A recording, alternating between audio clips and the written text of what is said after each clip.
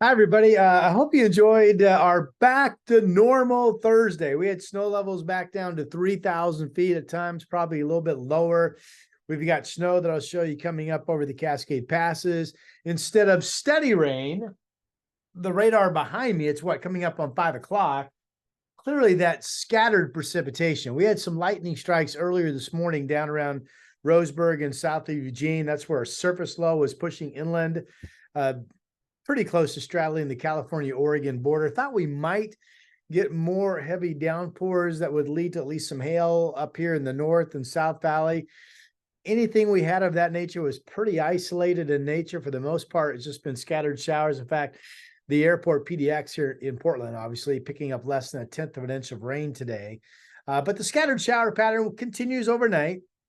And maybe you get a heavier downpour where you are. And certainly the snow continues to fall down to around 3,000 or 2,500 feet overnight. And again, I'll get to that in a moment. I still think that we have a pretty quiet day on Friday with scattered showers lingering into the morning. And then for the most part, a surface high is going to build in, and we will open up some decent sun breaks and for the most part be dry mid to late afternoon and certainly dry overnight Friday into Saturday. So hip hooray for that. You know, all of the river flood warnings, all that long gone, no flood advisories, and the high water sloppy spots that we still had today should be that much more improved going into tomorrow and again tomorrow night. So good news. Okay, our next big soak is what I want to spend some time talking about. This is the water vapor imagery, and right in the middle of your screen, there it is. Look at my mouse, easy to find. The big comma-shaped cloud. This is another pretty good soak. This ball of moisture right here where my mouse is, that's a warm front that's going to be working into our area Saturday into Saturday night. And then the trailing cold front back in here is going to come in Sunday. But it looks like that cold front pretty much washes out and dissolves when it comes in Sunday, meaning we'll warm up and then not get much of any cool down behind that warm front as the cold air kind of washes out. That makes sense. Now, I want to point something out. Here are the Hawaiian Islands down here. Here's that subtropical moisture belt that you really look for atmospheric rivers to kind of pull off and feed into. We had that with that big stretch of absolutely steady rain Monday evening, Tuesday, all the way into last evening before it shut off. And you're going to hear people say, all right, here we go, another atmospheric river. But I mean, look at it. Look at it. It's a weather system. It's a warm front with a cold front. And yes, warm fronts are known to bring you hours of steady precipitation. Not days of precipitation, but some good hours of steady precipitation. And then the cold fronts usually shut it off. So that's what we're dealing with. I do want to show you the warm batch of air that's coming in. You know, the ski resorts have picked up some snow today, and they're going to dry out tomorrow, and they're hopeful to open up on Saturday. But Saturday, we transition into warm air. I'm going to show you. So take a look at this. This is Saturday early morning around 4 a.m. This is the 850 millibar, 5,000 foot air mass map. It's the main level, 5,000 feet that we look at to identify, is it a cold air mass, a warm air mass, et cetera, et cetera. So the blue colors, let's make it simple. Kind of chilly, not really cold, certainly close to normal for this time of the year. Now you're going to see the yellow and orange colors. See this? This is getting into Saturday mid-morning. Here's that big push of warm air. Notice the wind barbs. Winds picking up from the south a little bit gradually during the day. Let me go ahead and play this into, this would be 4 p.m. in the afternoon. So right in here where my mouse is, right ahead of those red colors, that's the warm front, kind of lifting up into Washington. And again, southwest winds becoming breezy to gusty Saturday evening overnight as this main push of warm air moves in. Here, let me just play it into Sunday morning. Here we are Sunday morning. Now, clearly, we're in the middle of the warm air mass. We got southwest winds. Now, the modeling, I don't think we have a ton of wind with this, but certainly it's possible that late Saturday afternoon and then evening into midnight, that we at least have 40 to 50 mile per hour south winds along the coast. Now, that's a possibility. I don't think here in the valley we end up getting much more than maybe we get a period Saturday evening overnight of some 15, 30 mile per hour breezes. I don't really see it being anything more than that. The bigger story to me is this warm batch of air is going to send snow levels back up to where maybe it's going to be raining eventually Saturday at Timberline, raining at Timberline Lodge at 6,000 feet Saturday overnight, raining at Timberline into Sunday morning. Been a difficult time trying to get a snow base for our resorts to open. Now, I mentioned that the front comes in, the cold front trails and comes in Sunday day. Now, this is Sunday at 4 p.m. Let me go ahead and play this into Monday morning. See how we're still kind of in the warm, and then the white would be normal, not cold. So you can plainly see now if I play this into Tuesday, here's Tuesday, we just keep getting shots of pretty warm air. So again, there's nothing really cold out there.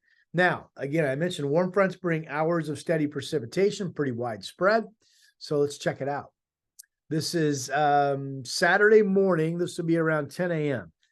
And the way this works is, just trust me on this, it's giving me rain totals for a selected 24-hour period. So let's not pay attention to this gray numbers. Here is the main rain. This is Saturday at 10 o'clock in the morning. Right now, there's a lot of question as to when this rain arrives. I think it's likely raining before noon at Saturday. So let's pretend, and this could turn out to be right, that the green shading is not only measurable precipitation, but it's kind of the first wave of measurable rainfall hitting the coast kind of late morning Saturday. And then we're going to play it during the day. Notice how this rain, several models show this. It's not really just sweeping up across southern Oregon and then up into our area. It's kind of coming in from the west. Remember that system that I showed you on the satellite? Well, I think I can go back and show you. Yeah, see, it's right out here to the west. It's almost coming in due west, okay? So let's go back. Atmospheric rivers don't really do that. Atmospheric rivers come up from the south almost always, okay? All right, enough on that. So this comes in from the west, hits Washington, and then kind of spills Saturday evening, overnight, Sunday morning into our area. I'm going to play this into, let me see here. Yeah, I'm going to stop it right here. So this is late Sunday evening around 10 o'clock. So what you just saw was rain picking up along the coast Saturday morning, and then rain moving into Washington and Seattle Saturday day, and then dropping into our area. There's at least a chance that we don't get anything other than maybe some really light, frivolous stuff Saturday until later in the day. Eventually, Saturday evening, overnight into Sunday, the rain machine really gets going. So if you have plans Saturday, especially in the morning, maybe your thumbs up. Maybe you're either totally dry or you just have some light stuff that doesn't bother you much. I do want to show you the rain totals. So this is the main rain from that warm front and then the cold front washing out. Notice this gives us about 1 1/4 in Astoria, 1.37 inches in Tillamook County, about 89/100 down in Newport. Gives us just under 9/10. These are small numbers, so I'm reading them to you. About 9/10 up in Kelso Longview. This gives PDX 3/4 of an inch to about 8/10, which has been a pretty consistent output from the weather modeling. 3/4 of an inch to about 8/10 of what eventually becomes steady rain PM hours of Saturday at some point, really gets going Saturday night and Sunday morning. I keep repeating myself, but I want to drive that point home. And then you have maybe closer to 1/2 of an inch, a little bit more in Salem. And then by the time you get down into Lane County, Eugene, you only get about 3/10 of an inch of rain. Clearly, the heavier amounts are if you're going to be up in Seattle, where amounts are an inch or more, and heavier amounts certainly up in the Washington Cascades. So again, that does not have the setup, the orientation. The only characteristic it has to be called an atmospheric river is it's elongated. All frontal systems have elongated precipitation, nearly all.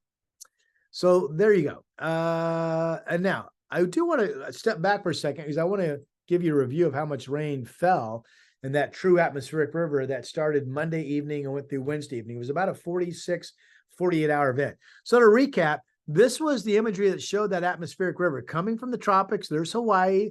That's where the name Pineapple Express gets attached also. If these rivers are long enough, they can extend all the way down to Hawaii, and you call it a Pineapple Express, if you want to. That was the big, fat, juicy beginning of it on Monday. All right. Now here is that atmospheric river thinning out on Tuesday, and then eventually this elongated flow of moisture finally wrapped up slowly Wednesday afternoon into evening. And these are the amounts that we ended up with. Let me go ahead and make this full screen so you can see a little bit more. Monday evening through Wednesday evening. The airport total, 3.22 goes in the books. Pretty wet.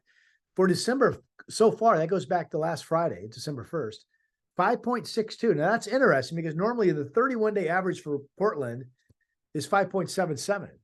So we're going to get at least a half of an inch of rain, if not 3/4 or so on Saturday.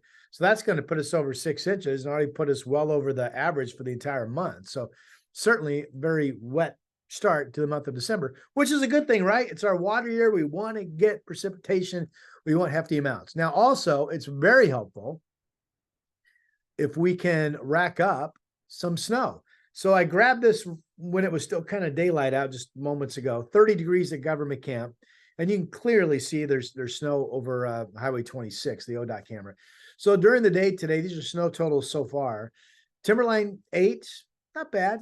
They're reporting, remember Timberline had about 10 inches or so on the ground before that 30 inches fell last weekend. Then all the 30 inches melted, but they got back down to what they had.